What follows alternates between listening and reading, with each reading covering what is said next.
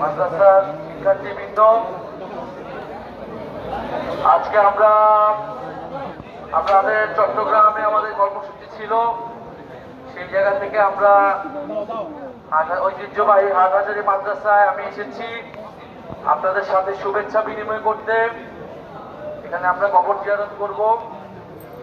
জুলাই গণ অভ্যুত্থানে আপনাদের যে অংশগ্রহণ ছিল, আওয়ামী ফ্যাসিবাদের বিরুদ্ধে আপনারা যেভাবে লড়াই করেছেন, জালেম সরকারের বিরুদ্ধে লড়াই করেছিলেন, সেটার জন্য আপনাদের প্রতি অশেষ ধন্যবাদ এবং কৃতজ্ঞতা জানাতে আজকে আমি এখানে এসেছি।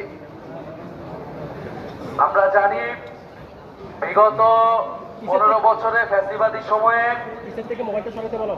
মাদ্রাসার শিক্ষার্থীরা এবং আলেম সমাজ নির্যাতিত হয়েছে, বারবার নির্যাতিত হয়েছে। আমরা 2013 সালে শাপলা হত্যাকাণ্ডের কথা জানি, গণহত্যা সংঘটিত হয়েছিল। তারপরেও আলেম সমাজ এবং মাদ্রাসার শিক্ষার্থীরা কখনো প্রতিবাদ থামায়নি। যে কোনো জুলুমের বিরুদ্ধে সবসময় প্রতিবাদ চালিয়েছে। আলেম সমাজ এবং মাদ্রাসা শিক্ষার্থীর অংশগ্রহণ ছাড়া জুলাই গণ অভ্যুত্থান সম্ভব হতো না। আপনাদের অংশগ্রহণ দেশের স্বাধীনতা সার্বভৌমত্বের জন্য আপনাদের যে আত্মদান, সেটা বাংলাদেশের জনগণ, বাংলাদেশের ইতিহাসে যুগ যুগ ধরে স্মরণীয় হয়ে থাকবে।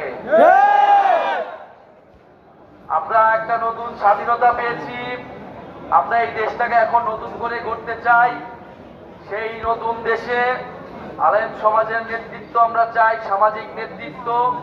সমাজে যেই নৈতিক মূল্যবোধের অবক্ষয় ঘটেছে, আমরা চাই ইসলাম রক্ষায়, সাম্প্রদায়িক সম্প্রীতি রক্ষায় আলেম সমাজ ভূমিকা পালন করবে, নেতৃস্থানীয় ভূমিকা পালন করবে।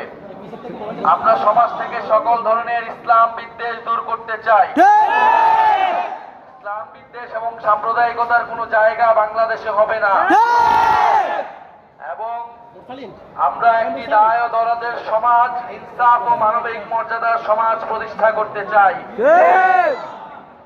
ইনশাআল্লাহ আপনাদের সাথে আমাদের যে আজকে মোলাকাত, আপনাদের সাথে আমাদের এই পথ চলা দীর্ঘ হবে।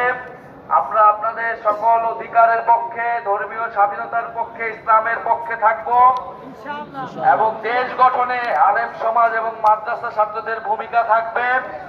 আমরা সেই নতুন বাংলাদেশ সকলে মিলে সৌহার্দ্যের বাংলাদেশ গড়ে তুলব।